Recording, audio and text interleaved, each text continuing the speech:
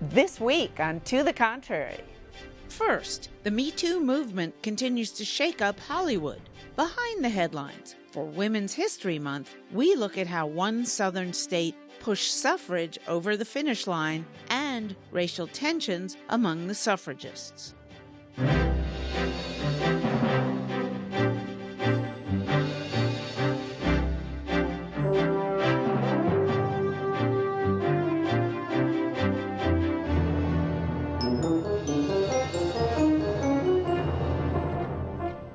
Hello, I'm Bonnie Bay. Welcome to the Contrary, a discussion of news and social trends from diverse perspectives. Up first, Me Too and the casting couch.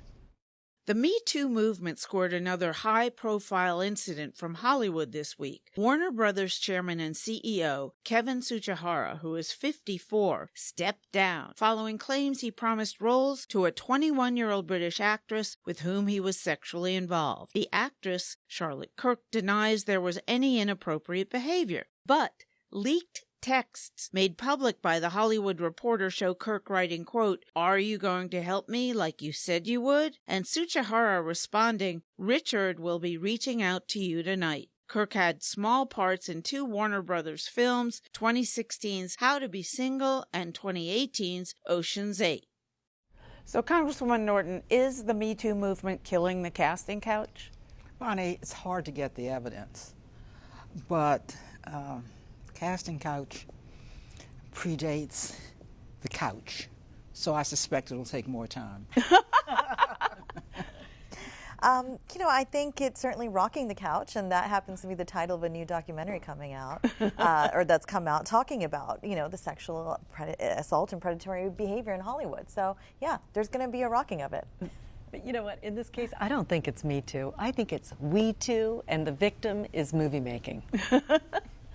I mean, it certainly has sounded the alarm, and that's what matters. It obviously won't happen overnight because this has been such a long systemic problem that it's not caused by any single factor. But the fact that it's made such a ruckus that's the thing that matters. I have to ask a question. Why are people so dumb?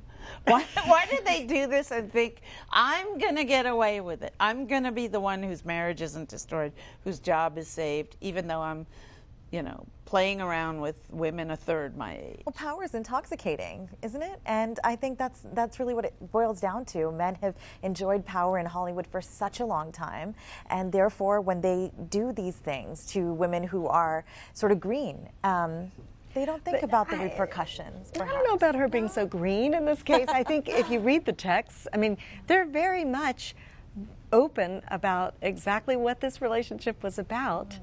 And, I think that it reminds me sort of this fraud case coming out relative to the applications to college, that you have gatekeepers in a system. They have been bribed by favors to basically corrupt the system of selection. Yeah. But do you think in this case the company moved too quickly to, since it was not sexual harassment, it was sexual involvement? Oh, but it's even worse, because what he's done could have undermined the bottom line, which is what a business is all about, by corrupting the selection of the best actress because of favors that have been granted.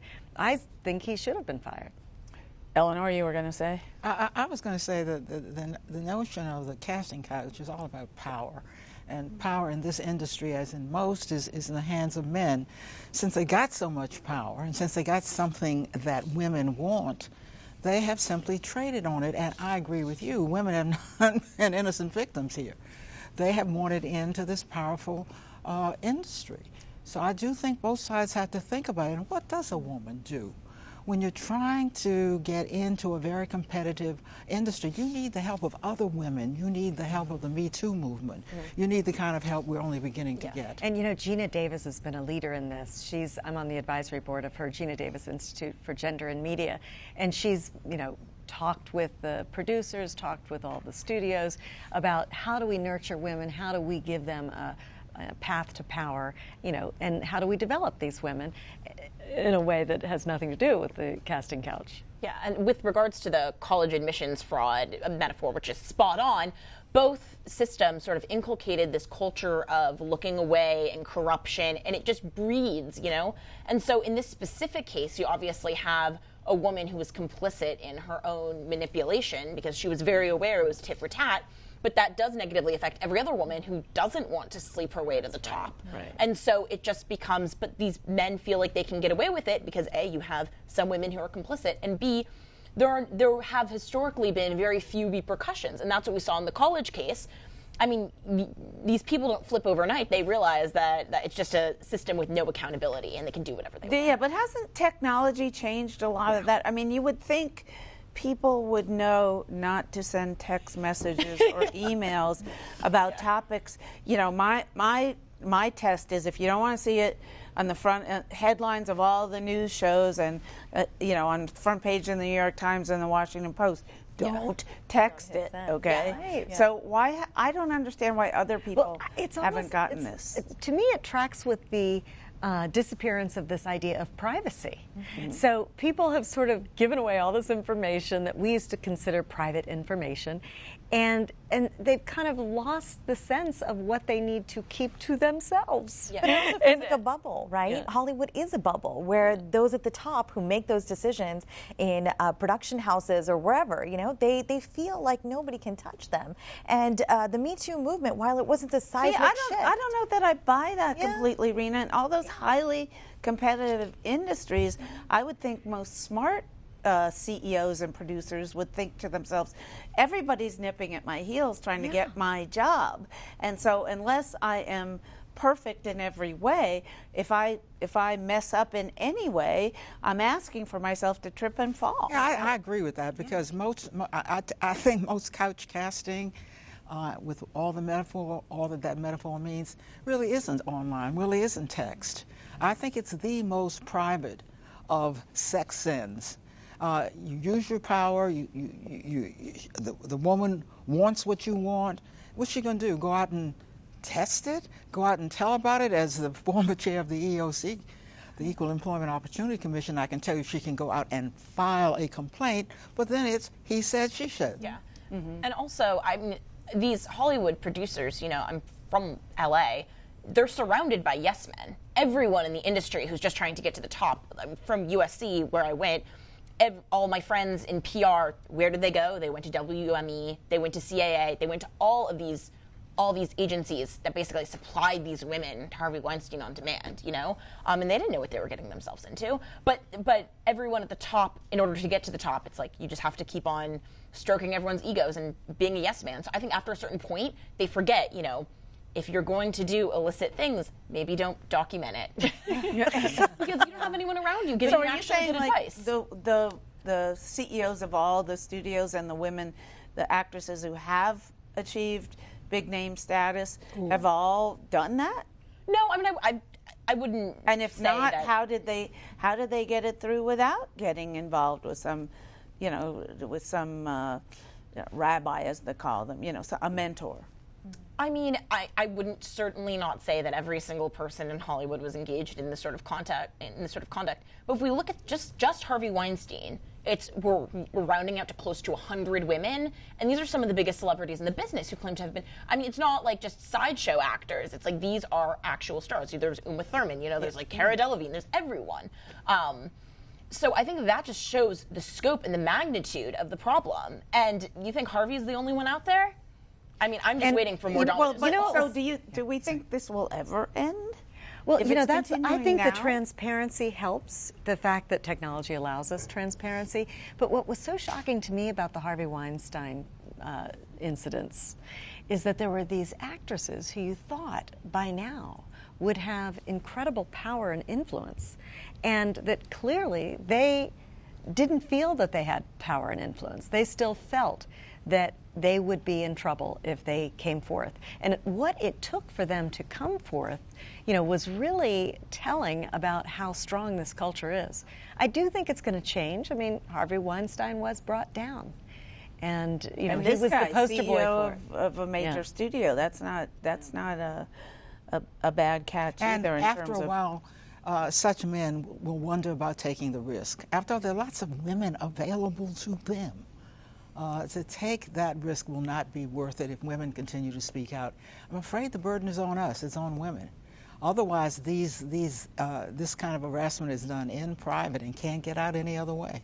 You know, and I think about all the crimes that used to be so much more easily committed and nobody was found. Nobody was guilty. I mean, I just heard something about a crime that was never solved, a murder that was never solved down south somewhere in the 60s. Well, now, I mean, if you shoot somebody in a 7-Eleven, there are cameras all over the place. While you're driving your car down the highway, there are cameras all over the place. I mean, there are certain things you used to be able to get away with because the lack of, because the anonymity of no technology.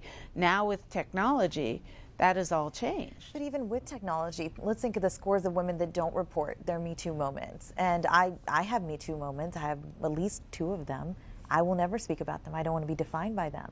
And there are women like me, because the minute we talk about it in the public sphere and name the person, you're suddenly that person who this happened to. Most Me Too moments don't get online in any way.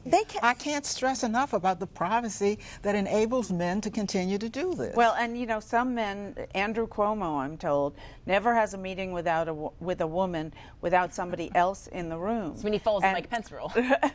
Well, yeah, well, that's a little different. It's for very different reasons. He's doing it because he doesn't want to be alone with any woman who could come out and accuse him of anything. We're in a messy moment. I think read more of that "why I didn't report" hashtag, and maybe people will understand a little bit more of what I'm talking about. Because I think on both sides, it's become so, again, it's the issue of privacy. We're so exposed in society, and then we become defined by something as people in our professional and personal lives because of something we've done in one or the other. So it's just an unusual moment. I think the future generation will figure out how to deal with this better than my generation has. You know what's so sad is that I guess it was 1982, I had a job and I had a boss, and he literally, would like get way too close, invade my personal space, and go around a couch. And I remember thinking at the time, oh my God, it's like the couch. and he said to me, I know what you're thinking. 3 other women have tried cases against me and all lost. Wow. And, he basically said what I was thinking, which this is my first job. I cannot do anything about this because that will define me. And you couldn't do anything about it either. You couldn't. And it was before Anita Hill. And then Anita Hill happened, and I do think things got a little easier in the workplace as a result of that, because they started going, oh, people could talk. But clearly, it's decades later. And it's so believability, disappointing. which you talk about, the believability. Look at what happened with Christine Ford, Dr. Christine Ford, He the said, Kavanaugh she hearing. said, I mean, it just turns, it boils down to that. And I don't know if that's something that's related to just human nature. That was a pre-technology situation today. There will be online videos of it. Sorry to say. Anyway, let us know what you think. Please follow me on Twitter at Bonnie or Bay. Behind the headlines, we celebrate Women's History Month. The U.S. is about to kick off a year of events marking the 100th anniversary of women's suffrage. As the discussions, debates, and festivities get underway, many Americans start to see women were not just given the vote. We'll be hearing previously untold stories about unlikely heroines, heroes, and battles. Here's one of those stories that takes place in 1920. It's a very a time of urgency, because the suffragists have been working for 72 years by this time. 3 generations of suffrage women have been working for this. And they're on, again, the cusp of victory. Elaine Weiss tells the story of the final battle for suffrage in her book, The Woman's Hour. The 19th Amendment, which was also called the Susan B. Anthony Amendment, had been stuck in Congress for 40 years. Finally gets passed by both houses in 1919, June of 1919, and it's sent out to the states. And 36 states have to ratify, 3/4 of the 48 states in the Union. And by the summer of 1920, 35 have ratified, and just one more is needed to make the 19th Amendment, women's suffrage, part of the U.S. Constitution. After a string of losses in southern and border states, including Maryland and Delaware, only a few states are left, and the best yet unlikely chance is Tennessee, a southern state. The governor doesn't want it. The legislature doesn't want it. The suffragists don't want it, because by now most of the southern states have rejected the amendment because they don't want black women to vote.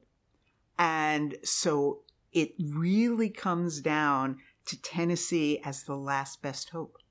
So in the summer of 1920, the focus was on Tennessee. They knew it was going to be very difficult. And so Carrie Cat comes down from headquarters, and the National Women's Party, the other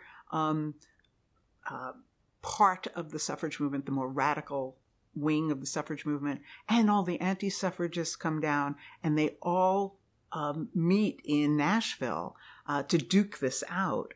At the time, the U.S. was a patchwork of women's voting rights, but the 19th Amendment would give all women, white and black, the vote in all elections. In Tennessee, the women had just been given limited suffrage, which means they could vote for the presidential electors, presidential candidates. They could vote for their mayors, so they had municipal and presidential suffrage, but they couldn't vote for their governor, for their senators, for their congressmen, for their state legislatures. So men would make the decision on whether women would get the vote, and there was a lot of opposition. The momentum was on the side of the anti-suffrage factions. We don't think about it as being affected, being impacted by all the kind of political and economic issues of the day. But it really, really was. So that you have the suffragists, of course, you have the mainstream, then you have the more radical strain. Alice Paul is the leader of that. It's the National Women's Party. This is the younger, for the most part, not completely, but the younger generation saying, we're tired of waiting. We've been 3 generations. Everybody's been promising us the vote. We're going to go seize it. And we're going to break the rules. We're not going to be polite. We're going to picket the White House. We're going to get arrested. We're going to perform civil disobedience. We're not asking anymore. We're demanding. There were organized women's anti-suffrage organizations. And they feared that suffrage was going to change American society. It was going to threaten the home because women were going to be out in public, have a public role. They were going to abandon their children, and there were these amazing anti-suffrage propaganda drawings of women walking out the door with daddy holding screaming children, and this is what election day is going to look like in your house. And corporate interests thought women's suffrage would be bad for business. They feared that if mothers and women could vote, they would want to abolish child labor. And these manufacturers, textile manufacturers mostly, rely on child labor because it's cheap. And they rely on cheap sweat labor of women. And they don't want any regulations that are going to impinge on their ability to do that. And that makes it, so they are organizing and paying women to go protest. Remember, 27 million women would be eligible to vote if the 19th Amendment is ratified. And no one knew how they were going to vote. And it was happening at the same time as a controversial presidential election, post-World War I, when the country was trying to decide its role in the world. Political cross-currents pushed Americans into a more isolationist, anti-immigrant position. So the situation in Tennessee was tense. So there are screaming matches in the lobby of the hotel where everyone is staying, the Hermitage Hotel. They're more confrontational, sort of a cross between a political meeting and a circus. So you have fistfights, you have screaming matches. There's reports of kidnapping the legislators so that they can't vote. Of course, they're being plied with liquor, so a lot of them are drunk. And there are scenes where they have to be thrown into a shower to sober up. The suffragists go out, and the suffragists patrol the railroad station so that the legislators can't slip away and go home and skip the vote. Suffragists who had pledges from legislators to vote for the amendment saw their support eroding as bribes, threats of violence, and ugly rhetoric increased days before the vote. one of the floor leaders for the suffragists is threatened, and the governor has to assign a state trooper to guard him. It gets very ugly. The anti-suffragists use race as a weapon, and they threaten that there's going to be, as they call it, Negro domination if black women are allowed to vote. They fly the Confederate flag. They use the Confederate battle flag.